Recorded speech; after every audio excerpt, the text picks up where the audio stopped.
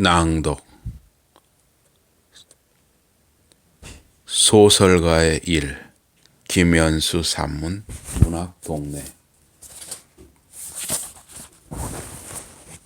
김연수님은 경북 김천에서 태어나 성균관대 영문과를 졸업했다. 1993년 작가 세계 여러모의 시를 발표하고 1994년 장편소설 가면을 가리키며 걷기로 제3회 작가 세계 문학상을 수상하며 본격적인 작품 활동을 시작했다. 장편소설 굿바이 이상으로 2001년 독서 문학상을, 소설집 내가 아직 아이였을 때로 2003년 동인 문학상을, 소설집 나는 유령 작가입니다로 2005년 대산 문학상을, 단편소설 달로간 코미디언으로 2007년 황순원 문학상을, 단편소설 산책하는 이들의 5가지 즐거움으로 2009년 이상 문학상을 수상했다. 그 외에 장편소설 7번 국도 리비지티드, 사랑이라니 선영아, 내가 누구든 얼마나 외롭든, 밤은 노래한다 원더보이, 파도가 바다에 이르라면, 소설집 20살, 세계의 끝 여자친구, 4월의 미 7월의 서울, 산문집 청춘의 문장들, 여행할 권리, 우리가 보낸 순간, 지지 않는다는 말, 대책 없이 해피엔딩 등이 있다. 소설가의 일 제1부 열정, 동기, 핍진성. 재능은 원자력 발전에 쓰는 건가요?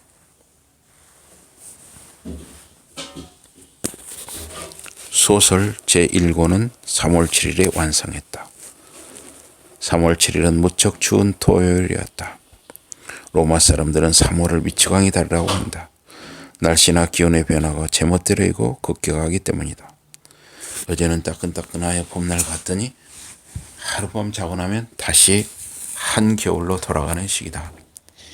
이날은 아침 5시 반에 일어나 정원에서 가볍게 조깅을 하고 그리고 쉬지 않고 17시간을 써 내려갔다. 한밤중에 소설이 완성됐다. 일기를 보니 사뭇 지쳐 있었던 모양이다. 딱 한마디 아주 좋다라고만 쓰여 있다. 무라카미 하루키. 올해의 계획으로는 초심으로 돌아가 건성으로 소설을 쓰겠다. 다른 사람이 권하는 일은 반박하지 않고 무조건 해본다 등등이 있는데 그 중에 하나가 바로 마르셀 프루스트의 잃어버린 시간을 찾아서를 완독한다가 되겠다. 완역본은 11권이니 1월부터 한 권씩 읽은 뒤 12월이 되면 자축의 기념으로 막걸리를 마시면서 2권짜리 전기 프루스트를 읽자는 게 2012년 나의 원대한 목표다. 잃어버린 시간을 찾아서를 읽지 않고 죽는다면 어쩐지 내 인생에 미안할 것 같다는 생각이 들었던 것이다. 프루스트를 실용서처럼 읽자는 건 알랭드 보통시의 주장인데 그 사람이 쓴 책의 원제는 다음과 같다. 프루스트는 어떻게 당신의 인생을 바꿀 수 있을까? 소설은 아닙니다요. 나 역시 그 보통시에게 동의한다. 분명히 내 인생은 바뀔 것이다. 잃어버린 시간을 찾아서를 완독했는데 이제 무슨 책인들 읽지 못하겠는가. 전화번호라도 나는 완독할 수 있으리라. 해서 1월부터 읽기 시작해서 지금은 3월이니까 3권 꽃피는 아가씨들 그늘에 완을 막 펼쳐들었다. 고 말하면 아주 좋겠지만 말로 세운 계획, 마음먹은 대로 다 이루어진다면 지금쯤 나는 지구 정복하고 하와이에서 볼리네시아 아가씨들이랑 훌라춤 추고 있게. 아무튼 중학교 때 뭔가 그런 플롯 복잡한 인생 계획을 세웠던 것 같기도 한데 1월에는 원더보이를 수십 번 반복해서 읽으면서 교정을 받고, 그럼에도 오자의 망령은 초판본의 시간을 1986년에서 1978년으로 되돌리는 놀라운 결말을 보여준다.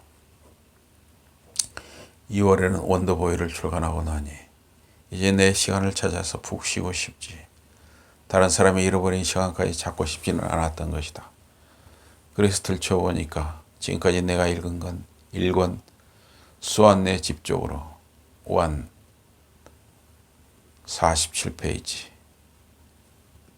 빌어먹을 저녁 식사는 아직도 끝나지 않았다. 나는 1월 한 달 31일에 맞춰서 7권 분량을 나눠서 표시해뒀는데, 부끄럽게도 이 책의 시간으로 보자면 난 아직도 1월 4일 오후 4시 40분쯤에 있는 셈이다. 지금은 3월 4일 오후 1시 33분이니까 나는 2달이나 뒤처진 셈이다. 할 말이 없는 건 아니다. 한 해 동안 자기 전에 10페이지씩만 읽으면 되는데도 그게 너무나 어렵다. 왜냐?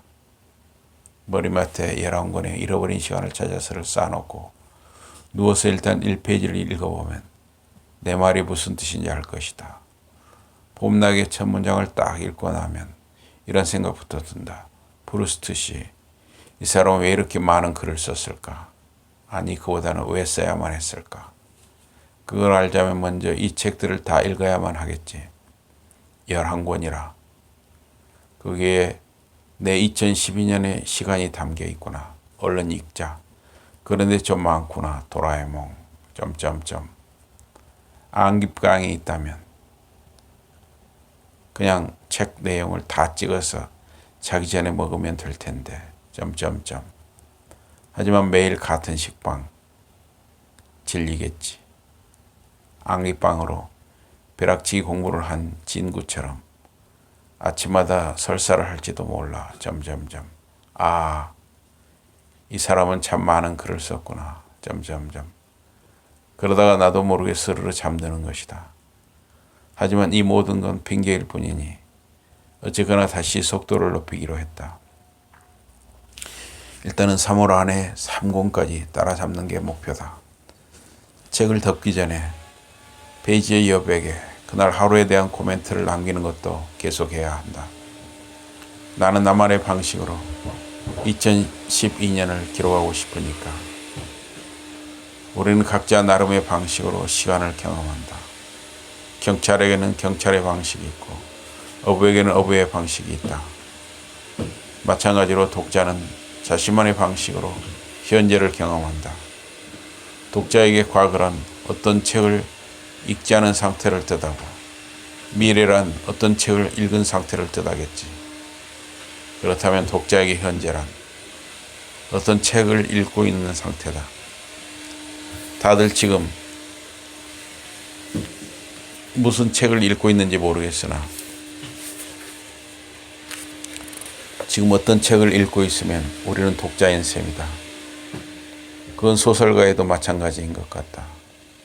물론 과거에 이 세상에 태어났을 때 나는 어떤 소설도 쓰지 않았다. 하지만 미래에 나는 어떤 소설을 쓴 사람이 될 것이다.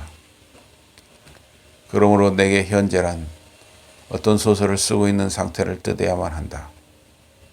방금 뜻해야만 한다고 쓴 것에 주목하시길.